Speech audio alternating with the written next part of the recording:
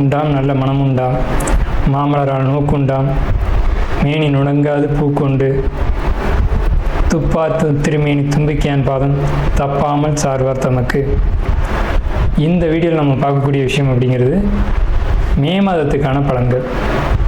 இந்த மே மாதம் அப்படிங்கிறது ஆங்கில மாதம். மே மாதம் அப்படிங்கிறது சித்திரையினுடைய 18ஆம் தேதியிலிருந்து ஜூலை மாதம் ஜூலை மாதம் தொடக்கம் வரைக்கும், அதாவது சித்திரை வைகாசி 17ஆம் தேதி வரைக்கும் இருக்குது. மொத்தம் 30 நாள் இருக்குது இந்த மே மாதம் அப்படிங்கிறது. இந்த 30 நாளுக்குமான பலன்கள் அப்படிங்கிறது என்ன, 12 ராசிக்கும் அப்படிங்கிறத நம்ம பார்க்குறோம். முதல்ல இந்த சித்திரையினுடைய விசேஷங்கள் என்ன அப்படிங்கிறத பார்ப்போம். சித்திரை மாதம் அப்படிங்கிறது சித்ரா பௌர்ணமி அப்படிங்கிறது ரொம்ப தவிர்க்க முடியாத ஒரு விஷயம். சித்ரா பௌர்ணமி அப்படிங்கிறது சித்திரை 17 அன்று வருது. சித்திரை 17 அப்படின்னு எடுத்துக்கிட்டிங்கன்னா சித்திரை 18 வரைக்குமே பௌர்ணமி இருக்கும். சித்திரை 18 தான் மே மாதத்தினுடைய முதல் நாள். அப்போ இந்த மே மாதம் தொடங்கிறது சித்ரா பௌர்ணமியில் தான் தொடங்குது. ஸோ இந்த மே மாதம் மிகுந்த சிறப்பு வாய்ந்த மாதம் அப்படிங்கிறத நம்ம தெரிஞ்சுக்கணும். இந்த மாதத்தினுடைய கிரக நிலைகள் அப்படிங்கிறது ரொம்ப ரொம்ப ரொம்ப விசேஷமாக இருக்குது. என்ன விசேஷமாக இருக்குது அப்படின்னு கேட்டிங்கன்னா, மேஷத்தில் வழக்கம் போல் எல்லா சித்திரை மாதத்திலும் சூரியன் உச்சமாக தான் இருப்பார். ஆனால் இந்த வருடம் மட்டும் செவ்வாய் ஆட்சி பலம் கொண்டு அதே வீட்டில் இருக்கார். அதே மாதிரி ரிஷபத்தில் புதனும் சுக்கிரனும் 2 நட்பு கிரகங்களும் இணைஞ்சு ஒரு அற்புதமான ஒரு நிலையில், சிம்மத்தில் கேது, அடுத்த நிலையில் பார்த்திங்கன்னா மிதுனத்தில் குரு, அவர் இந்த மாதத்தில் கடகத்தை நோக்கி பயணிப்பார். அதே மாதிரி கும்பத்தில் ராகு, மீனத்தில் சனி. இந்த மாதிரியான விசேஷம் கொண்ட ஒரு கிரக அமைப்புகள் இந்த மே மாதத்தில் அமைஞ்சிருக்குது அப்படிங்கிறது 12 ராசிக்குமே ரொம்ப ரொம்ப ரொம்ப சிறப்பான பலன்களை கொடுக்க இருக்குது. என்ன அப்படின்னு கேட்டிங்கன்னா, 2 சுப கிரகங்கள் அதாவது ஒரு சுப ராசியில், ரிஷபம் அப்படின்றது விசேஷமான ராசி, அங்கே புதனும் சுக்கிரனும் இணைஞ்ச மாதிரி ஒரு மாதம் பிறக்குது அப்படின்னாலே அது விசேஷம்தான். சரி, என்ன மாதிரியான நல்ல பலன்கள் நடக்கும் அப்படிங்கிறத நம்ம பார்ப்போம். இந்த சித்ரா பௌர்ணமியினுடைய விசேஷங்கள் என்ன அப்படின்னு பார்த்தீங்கன்னா, சித்ரா பௌர்ணமி அன்னைக்கு தான் சித்திரகுப்தனுடைய வழிபாடு நடக்கும். சித்திரகுப்தன் அப்படிங்கிறது யாருன்னு கேட்டிங்கன்னா, யமனுடைய பிஏ, அதாவது அசிஸ்டண்ட். இவர் தான் பாவ புண்ணிய கர்மா கணக்குகளை கையில் வச்சக்கூடியவர். ஸோ இவர் வழிபடக்கூடிய நாள் தான் சித்ரா பௌர்ணமி. அது மட்டும் இல்லாது ஒவ்வொரு குடும்பத்திலையும் அந்த குடும்பத்தினுடைய கன்னி தெய்வங்களை வழிபாடு பண்ணக்கூடிய மாதம்தான் சித்ரா பௌர்ணமி. சித்ரா பௌர்ணமி என்று விசேஷமாக அவங்கவுங்க குடும்பத்தில் கன்னி தெய்வங்களை எடுத்து வழிபாடு பண்ணுவாங்க. நம்ம வேணால் கன்னி தெய்வங்களுடைய வழிபாடு எப்படி அப்படிங்கிறத ஒரு தனி வீடியோவை கூட கொடுப்போம். ஸோ கன்னி தெய்வ வழிபாடு அப்படிங்கிறது ரொம்ப விசேஷமானதும் கூட, முக்கியத்துவம் வாய்ந்ததும் கூட.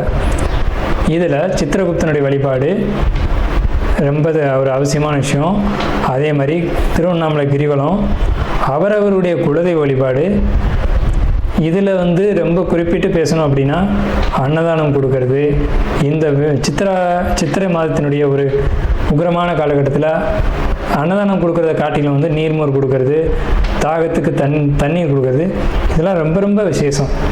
ஸோ அவங்க வயிறு குளிர்றது போல், மனம் குளிர்வது போல் உங்களுக்கு கர்மா தீர்க்கப்படும் அப்படிங்கிறது முக்கியமான விசேஷம்.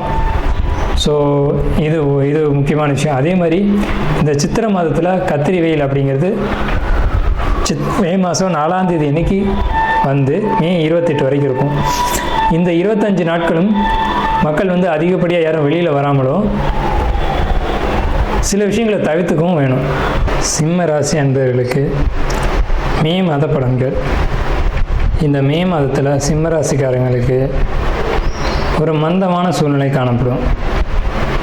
2வது விஷயம் பார்த்தீங்க அப்படின்னா, வாழ்க்கை துணை அப்படின்றதுனால சில கசப்பான சம்பவங்களை வாழ்க்கையில் சந்திக்க வேண்டிய நேரம் எது அப்படின்னு கேட்டிங்கன்னா, இந்த மே மாதம் அப்படின்னு தான் சொல்லணும். என்ன விஷயம்னு கேட்டிங்கன்னா, அவங்க எடுக்கிற முடிவுகள் எல்லாமே ஒரு சுயநலத்தோடையும் பேராசையோடையும் அமைஞ்சு அதன் பின்விளைவுகள் உங்களை தாக்கும். அது எல்லாமே வாழ்க்கை துணை தான் நமக்கு ஒரு வழிகாட்டியாக நம்ம கூட வர்றாங்க. ஆனால் அவங்க சொல்லக்கூடிய விஷயங்கள் சரியா தவறா, அதன்படி நடக்கலாமா அப்படிங்கிறதெல்லாம் ஒரு முறைக்கு இருமுறை சிந்தித்து நம்ம செயல்படணும். வருமானம் பொருளாதாரம் பொறுத்த வரைக்கும் உங்களுக்கு சிறப்பு தான். அதில் எந்த ஒரு குறைபாடுகளும் வரவே வராது. வருமானம் பொருளாதாரம் நிறைவாக இருக்கும். சொல்லப்போனால் அதிகமான வருமானங்கள் பொருளாதாரங்கள் இருக்கும். முதலீடுகள் பொறுத்த வரைக்கும் வெற்றியை தான் கொடுக்கும். முதலீடுகளில் குறிப்பிட்டு சொல்லணும் அப்படின்னம்னா சிறிய வியாபாரம் பண்ணக்கூடியவங்க அல்லது தொழில் பண்ணக்கூடியவங்க, எந்த ஒரு தொழிலாக இருந்தாலும் தொழில் பண்ணக்கூடியவங்களை பொறுத்த வரைக்கும் தொழில்கள் அமோகமாக இருக்கும். தொழில் மூலமாக லாபங்கள் அதிகரிக்கும். லாபங்கள் அதிகரித்தது மூலமாக சேமிப்பு அதிகரிக்கும். ஆனால் வாழ்க்கை துணையினுடைய ஒரு கருத்து கோட்பாடு மட்டும் உங்களுக்கு தவறான வழிகாட்டுதல் அமையும். ஸோ இது ஒரு விஷயம். அதே மாதிரி தந்தை மகன் உறவு, இது கசப்புகளை அளவுக்கு அதிகமாக ஏற்படுத்தும். தந்தை உடனான உறவு மட்டும் இல்லாமல் வாக்குவாதங்கள், அதே மாதிரி சொத்து தகராறுகள், தந்தைக்கிட்டேருந்து வர வேண்டிய சொத்துக்கள் வராமல் போகிறது, அதில் ஏதேனும் வம்பு வழக்குகள் வர்றது, இந்த மாதிரியான சூழல்கள் உங்களுக்கு காணப்படும். அதே மாதிரி உங்களுடைய குழந்தைகள் வழியில் பார்க்கும்போது, குழந்தைகள் வழியிலையாக இருக்கட்டும் அல்லது உங்களுடைய படிப்புகளாக இருக்கட்டும் அல்லது உங்களுடைய குழந்தைகள் வெளியூர் வெளிநாடு அல்லது வெளி இடங்களில் போய் படிக்கக்கூடிய சூழ்நிலைகள், சமுதாயத்தில் உங்களுக்கான அந்தஸ்து மதிப்பு மரியாதை கூடக்கூடிய ஒரு அமைப்பு அப்படிங்கிறதுலாம் ரொம்ப சிறப்பாக இருக்கும். உங்களுக்கு பயணங்கள் நிச்சயமாக உண்டு. பயணங்கள் பொறுத்த வரைக்கும் என்ன பயணங்கள்னு கேட்டிங்கன்னா, வெளியூர் வெளிநாடு பயணங்கள், அதே மாதிரி கல்ஃப் கண்ட்ரி குறிப்பாக அந்த மாதிரி போகக்கூடிய அமைப்புகள் நிச்சயமாக இருக்குது.